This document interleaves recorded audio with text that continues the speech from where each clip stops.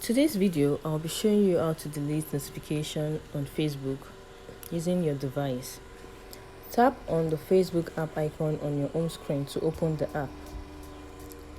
Then, you tap on the globe icon located at the bottom of the screen. This is the globe icon and it is written as notifications. This will take you to your notifications.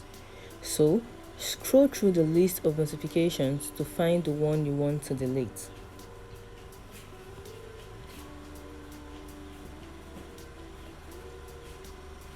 Then, you tap on the three dots next to the notification you want to delete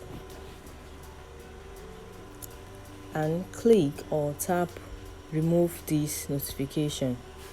The notification will automatically be removed or deleted.